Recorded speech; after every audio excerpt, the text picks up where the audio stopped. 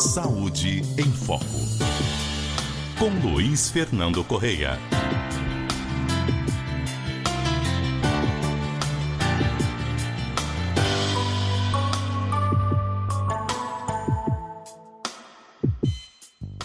Bom dia, doutor Luiz Fernando Correia.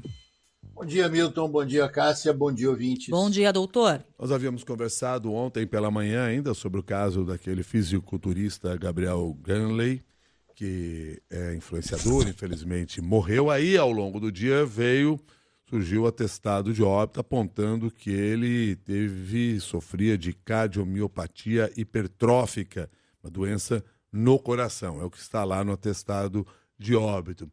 A partir dessa informação, o que a gente traz aqui de análise para os nossos ouvintes? O que é importante nesse processo, até para entender como é que essa doença surge? Como é que as pessoas têm uma doença como essa, doutor? Então, Milton, a cardiomiopatia hipertrófica é, como o próprio nome diz, o crescimento do músculo do coração. Né? Se a gente dividir a palavrinha aí nos componentes, né? Cardio de coração, mio de músculo, hipertrófico de crescimento. O próprio nome já diz o que é. O coração é um músculo e para ele bombear, Milton, ele precisa encher de sangue e apertar para jogar o sangue para distribuir no corpo. Isso todo mundo também entende. Quando essa parede do coração começa a ficar muito grossa, principalmente a parede que separa duas câmaras que tem dentro do coração, né, o lado esquerdo e o lado direito, ele não consegue mais encher completamente. E ejeta menos sangue. Ejeta menos sangue, tem que fazer mais força, isso aí faz ele crescer mais ainda, e aí depois disso, nessa região onde o músculo cresceu, você tem células que cresceram de maneira anarquizada e podem gerar arritmias que geralmente são fatais nesses pacientes.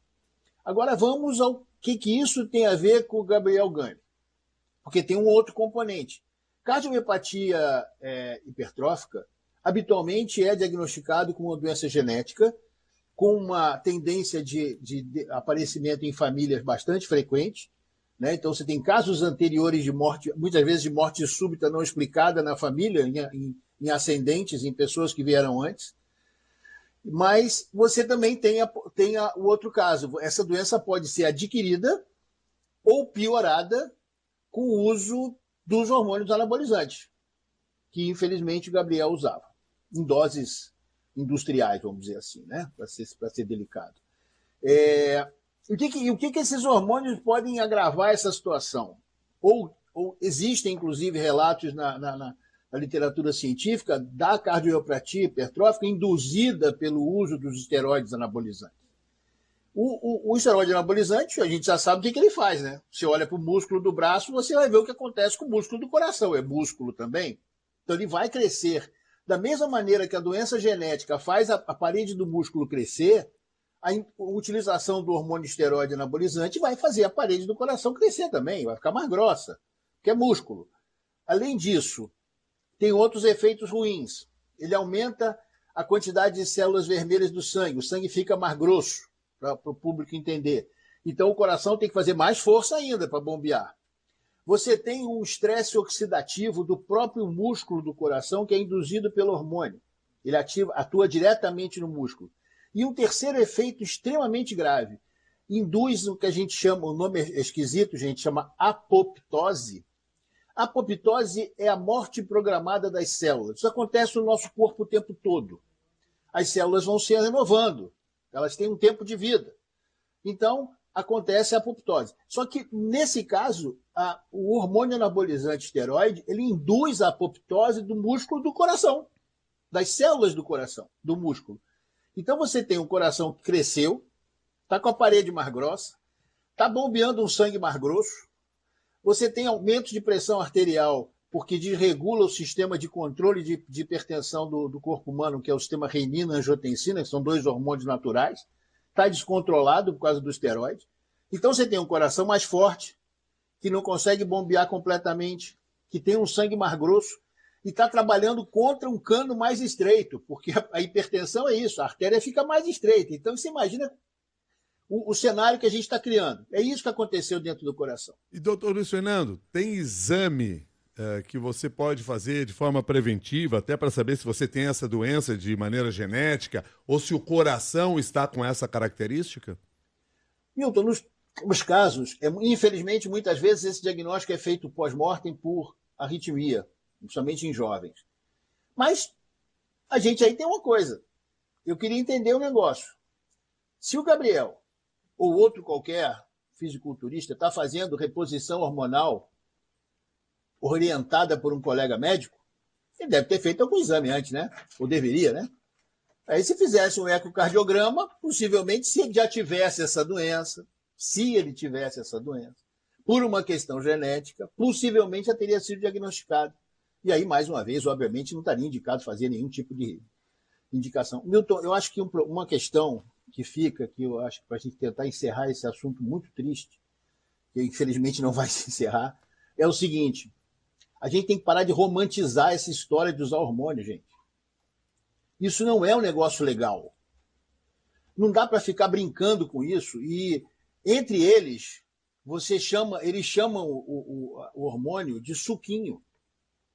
Você tem memes na internet falando disso. Você acha isso normal. A indicação de reposição hormonal em homens é extremamente pontual e bastante limitada, segundo as sociedades médicas internacionais, segundo as indicações. O Conselho Federal de Medicina proíbe qualquer médico de prescrever hormônios para hipertrofia, para aumento de performance. Isto é proibido. Colega que faz isso está incorrendo em infração ética, está escrito numa resolução do Conselho Federal de Medicina. Você tem que parar de brincar com isso, gente. As pessoas estão morrendo. As crianças estão olhando. Sabe o que é mais importante? Perguntar para a audiência toda. Provavelmente a nossa audiência não conhecia o Gabriel Ganley. Como eu também não conhecia. Mas meu filho conhecia. O filho de todo mundo provavelmente conhecia ele. O cara tinha 22 milhões de seguidores, gente. E quem eram esses seguidores? Eram jovens que olhavam para aquele cara e se espelhavam.